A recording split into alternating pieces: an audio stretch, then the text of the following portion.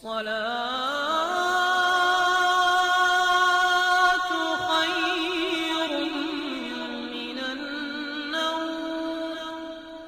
السلام علیکم ورحمۃ اللہ وبرکاتہ. پیارے دوستو، بہت پہلے عرصے کی بات ہے. ایک بادشاہ تھا، اس کی ایک خوبصورت اور اکلوتی بیٹی تھی. اپنی خوبصورتی اور دولت کی وجہ سے وہ بہت مغرور اور گستاخ ہو گئی تھی. جب بھی کہیں اس کے لیے شادی کا پیغام آتا تو وہ اسے ٹھکرا دیتی اور اس کا خوب مذاق اڑایا کرتی تھی. ایک دن بادشاہ نے بڑی دعوت کی اور اس میں شہزادی سے شادی کرنے والے تمام امیدواروں کو بلایا. سب لوگ اپنے اپنے مرتبے کے لحاظ سے کرسیوں پر بیٹھ گئے. شہزادی اس دعوت میں اپنی کنیزوں کے ساتھ بڑی مغرورانہ انداز میں آئی. وہ جس امیدوار کے پاس سے گزرتی اس کو بڑی حقارت سے دیکھتی. جب وہ ایک شہزادے کے پاس پہنچی تو بہت موٹا تھا، تو اس نے اپنے کنیزوں سے ہنستے ہوئے کہا، یہ تو بولڈم ہے. دوسرے امیدواروں کو دیکھ کر اس نے کہا، کیسا کھمبے کی طرح لگتا ہے. ایک شہزادہ بہت چھوٹا تھا تو اس نے کہا، ذرا چھوٹو موٹو کو تو دیکھو. ایک نواب بہت گورا تھا، شہزادی نے اس کو سفید چوہا کہا. ایک امیر کا رنگ سرخ تھا تو اس نے اسے مرغے کی کلوی کہہ کر پکار دیا. اسی طرح وہ ہر امیدوار کو بے عزت کرتی رہی. لیکن وہ ایک بادشاہ کو دیکھ کر تو بہت ہنسی، کیونکہ اس کی داڑھی تھی. اس نے مذاق اڑاتے ہوئے کہا، ذرا اسے دیکھو، اس نے اپنے چہرے پر کیسی جھاڑ پھونس اگا رکھی ہے. بادشاہ نے جب دیکھا کہ اس کی بیٹی نے مہمانوں کی بہت بے عزتی کی ہے تو اسے بہت غصہ آیا. اس نے بھرے دربار میں اعلان کیا کہ شہزادی پسند کریں یا نہ کریں، مگر میں اب اس کی شادی کسی فقیر سے کروں گا. اس اعلان کے بعد تمام لوگ وہاں سے چلے گئے. کچھ دیر کے بعد ایک آوارہ گرد گویا آیا جو گلی کوچوں میں گھوم کر گانا گایا کرتا تھا. اس نے شاہی محل کے نیچے کھڑکی کے قریب ہو کر گانا گانا شروع کر دیا. بادشاہ نے اس کی آواز سنی تو ایک خادم کو حکم دیا کہ اس فقیر کو اندر بلا لاؤ. وہ خادم پھٹے پرانے کپڑوں والے فقیر کو اندر لے آیا. اس فقیر گویے نے بادشاہ اور شہزادی کے سامنے بہت اچھا گانا گایا اور بادشاہ سے انعام مانگا. بادشاہ نے کہا، تم نے بہت اچھا گانا سنایا، میں تمہیں بہت اچھا انعام دے دوں گا. میں اپنی بیٹی کی شادی تجھ سے کروں گا. جب شہزادی نے یہ سنا تو وہ بادحواس ہو گئی اور وہ بہت روئی پیٹی، مگر بادشاہ نے اس کی ایک نہ سنی. بادشاہ نے اسے ڈانٹتے ہوئے کہا، میں نے مہمانوں کے سامنے قسم کھائی تھی کہ تمہاری شادی کسی فقیر سے کروں گا. اب میں وہ قسم پوری کر رہا ہوں. یہ کہہ کر بادشاہ نے قاضی کو بلایا اور مغرور شہزادی کی شادی آوارہ گرد گویے کے ساتھ پوری کرا دی اور پھر حکم دیا کہ تم اپنے شوہر کے ساتھ جانے کی تیاری کرو. شہزادی روتی پیٹتی فقیر کے ساتھ چلی گئی. راستے میں وہ ایک شکار گاہ سے گزرے. اتنی بڑی شکار گاہ دیکھ کر وہ شہزادی حیران ہو گئی. اس نے فقیر سے پوچھا، یہ شکار گاہ کس کی ہے؟ اس فقیر نے جواب دیا، میں نے سنا ہے کہ تم نے ایک داڑھی والے بادشاہ کا مذاق اڑایا تھا، وہ شکار گاہ اسی کی ہے. اگر تم اس سے شادی کر لیتی تو یہ تمہاری ملکیت ہو جاتی. شہزادی نے ٹھنڈے سانس لے کر کہا، میں نے یہ کیا کر دیا؟ اس کے بعد وہ خوبصورت باغوں میں پہنچے. ان کو دیکھ کر شہزادی نے پھر پوچھا، یہ کس کے ہیں؟ فقیر نے آہستہ سے کہا، یہ باغ بھی اسی داڑھی والے کے ہیں. شہزادی نے افسوس بھرے لہجے میں کہا، میں بھی کتنی بدنصیب ہوں. پھر وہ ایک بڑے عظیم الشان شہر میں داخل ہوئے. اتنا بڑا اور خوبصورت شہر دیکھ کر شہزادی حیران رہ گئی. شہزادی نے پوچھا، اس شہر کا مالک کون ہے؟ فقیر نے اسے بتایا، یہ شہر اسی داڑھی والے بادشاہ کا ہے. اگر تم اس سے شادی کر لیتی تو یہ سب کچھ تمہارا ہوتا. شہزادی نے پچھتاتے ہوئے کہا، میں نے بہت بڑی غلطی کی، کاش میں اس سے شادی کر لیتی. فقیر شوہر نے ناراض ہوتے ہوئے کہا، مجھے اس سے کوئی مطلب نہیں، مگر تم میرے ہوتے ہوئے دوسرے مرد کی باتیں کیوں کر رہی ہو؟ کیا مجھ میں کوئی کمی ہے؟ اس طرح کی باتیں کرتے ہوئے وہ ایک چھوٹی سی جھونپڑی کے قریب پہنچے. شہزادی نے پوچھا، کیسی بدنما اور چھوٹی سی جھونپڑی ہے، یہ کس کی ہے؟ فقیر نے کہا، یہ میرا گھر ہے اور یہی وہ جگہ ہے جہاں ہمیں زندگی گزارنی ہے. شہزادی نے کہا، تمہارے نوکر کہاں ہیں؟ فقیر نے کہا، ہمیں نوکروں سے کیا کام، تم ہر کام کر سکتی ہو. اب آگ جلاؤ اور میرے لیے کھانا بناؤ، میں بہت تھک گیا ہوں.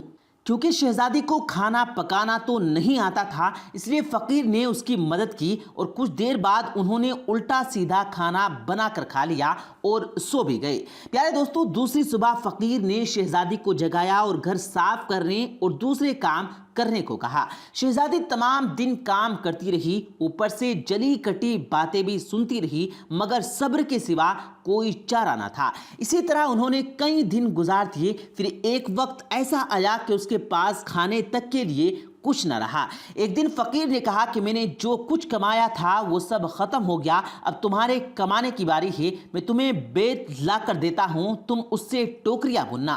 یہ کہہ کر وہ جنگل کی طرف چلا گیا اور بیت کاٹ کر لے آیا۔ شہزادی نے ٹوکریاں بننا شروع کر دی۔ اس نے پہلے کبھی ایسی محنت کا کام نہیں کیا تھا، اس لیے اس کی انگلیاں زخمی ہو گئی اور ان سے خون بہنے لگا۔ یہ دیکھ کر اس کے شوہر نے کہا، میرا خیال ہے تم یہ کام بھی نہیں کر سکتی، میں تمہیں کچھ سوت لا کر دیتا ہوں، تم اس سے کپڑے بن لینا، مگر وہ یہ بھی نہ کر سکی۔ فقیر نے کہا، تم تو میرے لیے بالکل بیکار ہو، کوئی کام نہیں کر سکتی، تم سے شادی کر کے مجھے بڑا نقصان ہو گیا ہے۔ بہرحال میں کوشش کرتا ہوں کہ تمہارے لیے مٹی کے برتن لا دوں، تم بازار جا کر اس کو بیچ دیا کرو۔ مغرور شہزادی نے اکڑ کر کہا، مگر جب میں بازار میں کھڑی ہوں گی تو میرے ملک کے لوگ مجھے اس حال میں دیکھ کر خوب ہنسیں گے۔ فقیر نے کہا، یہ میرا مسئلہ نہیں، اگر تم بھوک سے مرنا نہیں چاہتی تو تمہیں یہ کام کرنا ہی پڑے گا۔ مٹی کے برتن بیچنے کا بہت اچھا کام چل رہا تھا، مگر ایک خوبصورت لڑکی کو لوگ بازار میں برتن بیچتے دیکھتے تو اس پر ترس کھا کر کچھ نہ کچھ خرید ہی لیتے۔ وہ برتن بکنے کے بعد فقیر نے اس کو اور برتن لا کر دیے۔ اسی دوران ایک بدمزاج سپاہی وہاں سے گزرا، اس نے بازار کے بیچ میں برتن رکھے ہوئے دیکھ کر انہیں لات مار کر توڑ دیا اور کہا کہ آئندہ اس طرح راستہ مت گھیرنا۔ شہزادی بہت پریشان ہوئی، اس نے سارا واقعہ گھر آ کر اپنے شوہر کو سنایا۔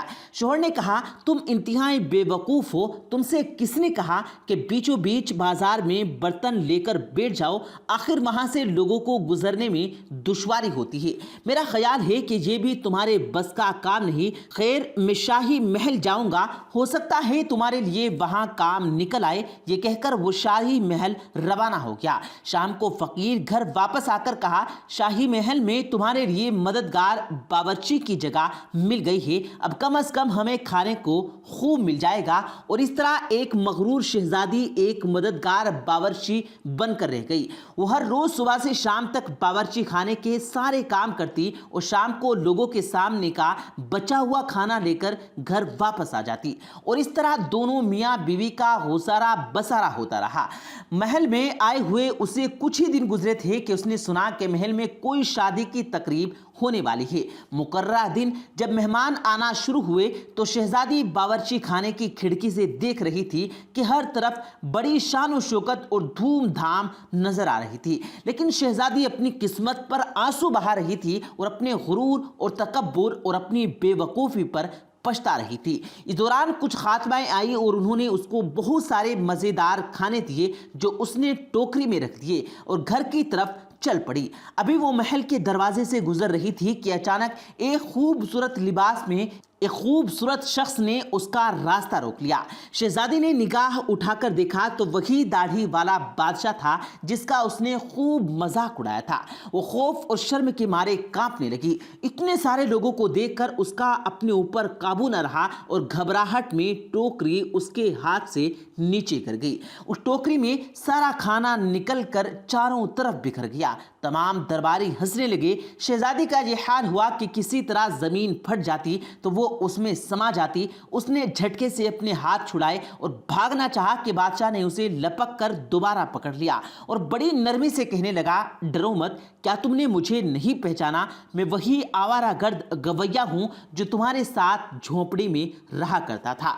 میں وہی سپاہی ہوں جس نے تمہارے برتن توڑے تھے۔ یہ سب کچھ میں نے اس لیے کیا کہ میں تمہیں پسند کرتا تھا اور تم سے شادی کرنا چاہتا تھا۔ اب تمہارے غرور کا علاج ہو چکا ہے اور تمہیں اچھا سبق مل گیا ہے۔ پچھلی باتوں کو بھول جاؤ۔ دیکھو، آج ہماری شادی کی تیاریاں ہو رہی ہیں۔ اسی وقت کنیزیں آئیں اور اسے اپنے ساتھ لے آئی اور شہزادی کو دلہن کا لباس پہنایا گیا۔